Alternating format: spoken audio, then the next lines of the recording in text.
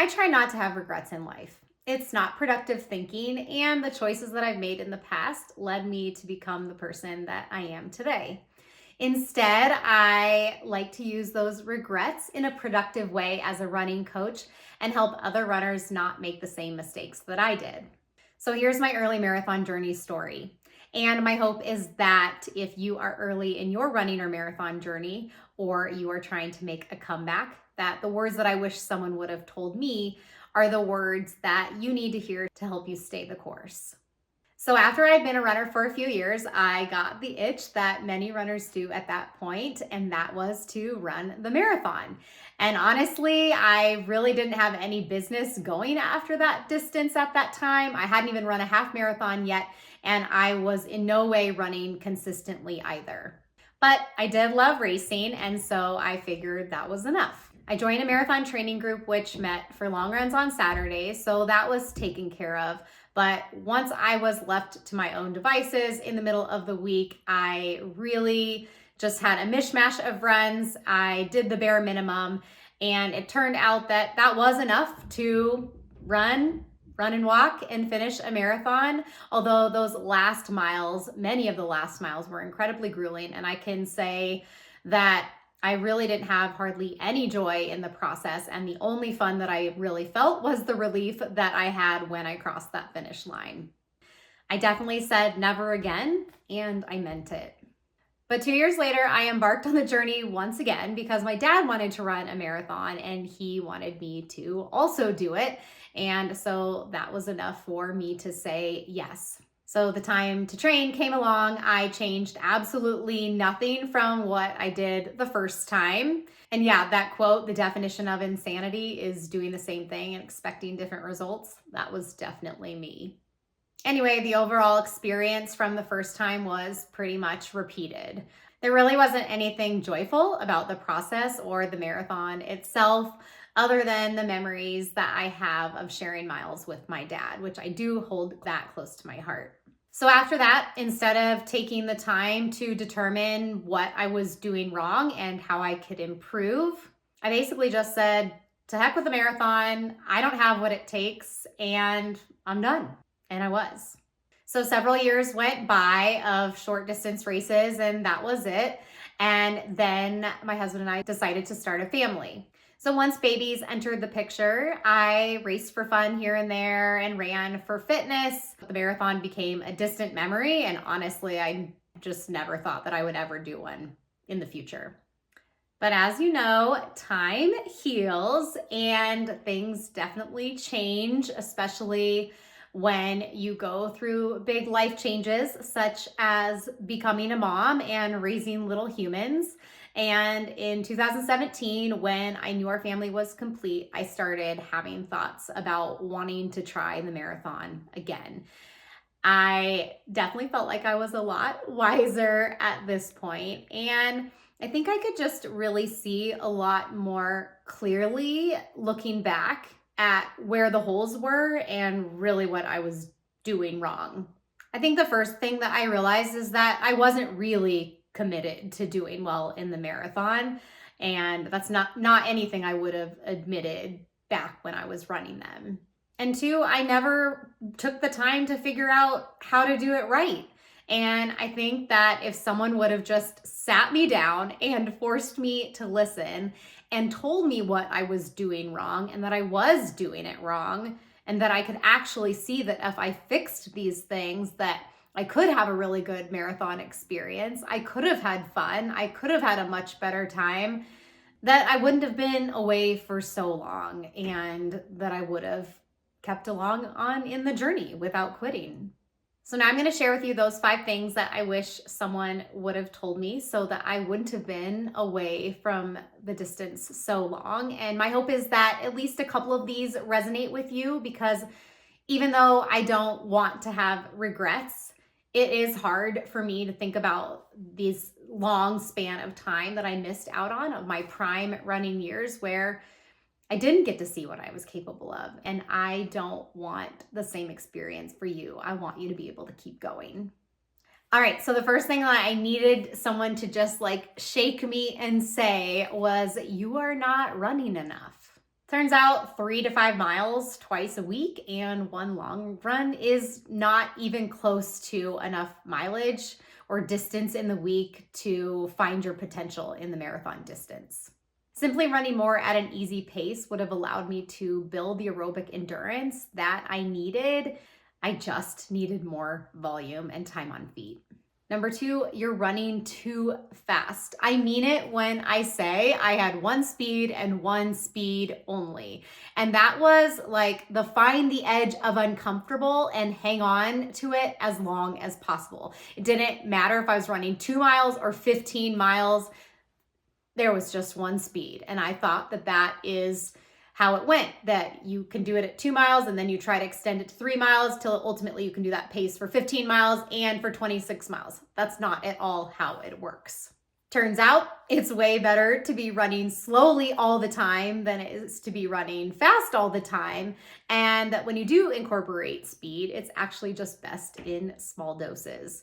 So I just needed a wake-up call with that. I honestly needed someone to tell me this. I had no idea. I thought you were supposed to be going hard all the time and doing your best pace all the time, but that's not how it is. Number 3, you're not fueling correctly.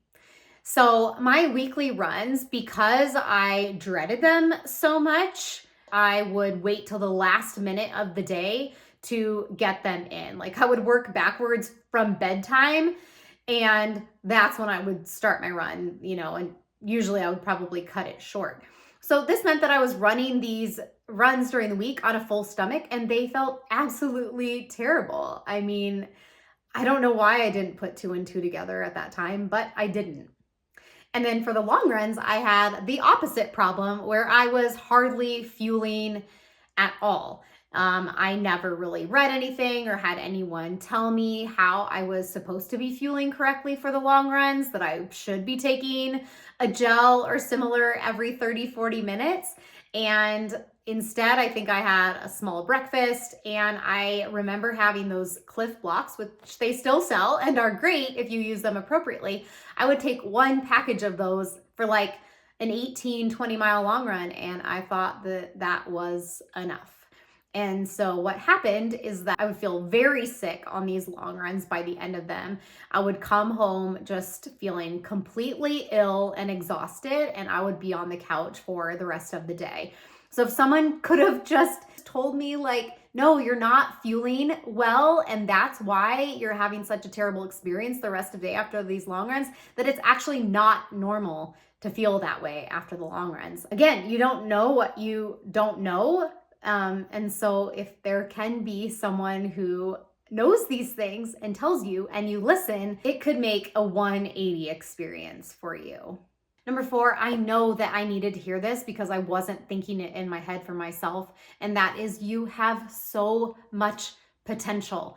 I mean, I could just shake myself now looking back on some of the race times that I was able to put down on minimal training, that if I was to understand that those race times that I had in the 5Ks and 10Ks equated to this marathon time, I know I would have had so much more confidence as a runner and my ability, and that I would have put in the training that would have gotten me a lot closer to that goal, right? As opposed to, I really went into the marathon with kind of this feeling of failure before I even started. I definitely was that way in my second one because, like I said, I didn't change anything. I didn't even try to change anything. And so because the first one went so poorly and I thought I'm not good at this, then it just made me lack the confidence going into the second one. And then I just had a repeat experience for myself. So this is something that I really try to help the athletes that I work with see, is that I see the potential in you, and trying to lay it all out for them and to have them understand, if you can do these things that I lay out for you and you can run with purpose and intention, then you are going to get those goals that you have for yourself, that you will continue to improve. But you definitely have to have an understanding of where those holes are, and you have to do the work. And the last one that I just really wish someone would have helped me to see, and the one that I think is the most important for us as endurance runners, is to be patient and don't quit.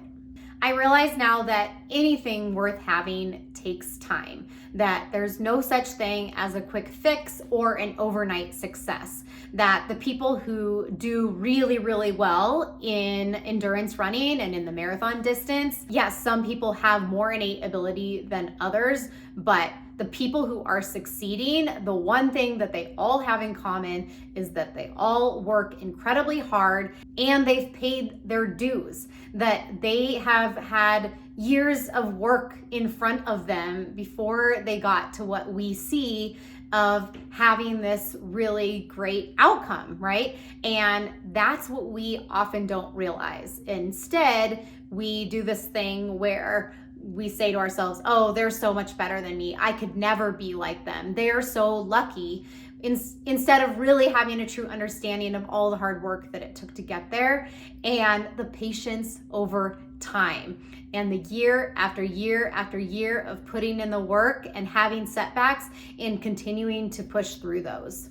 The truth is that I've never liked being bad at things, but we have to understand that when we're new at something, that we're not going to be very good at it. But it does take practice and patience and putting in the little details and hard work over time to get the results that we want to see.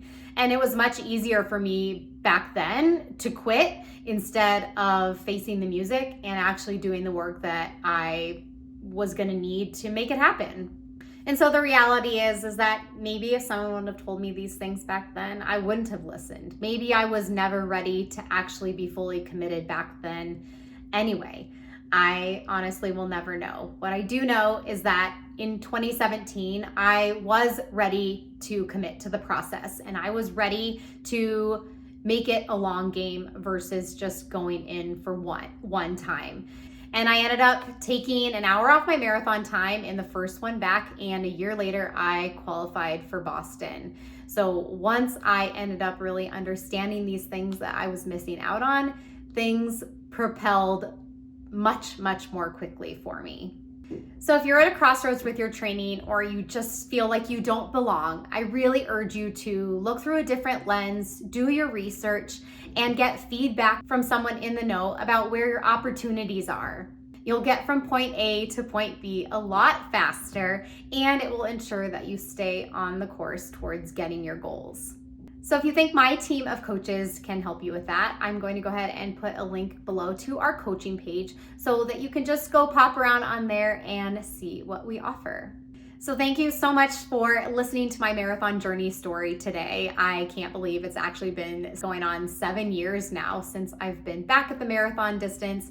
It's been incredibly fulfilling, so I encourage you to stay on it as well, and I hope it's just as fulfilling for you. Thanks for joining me, guys, and I'll catch you in the next one.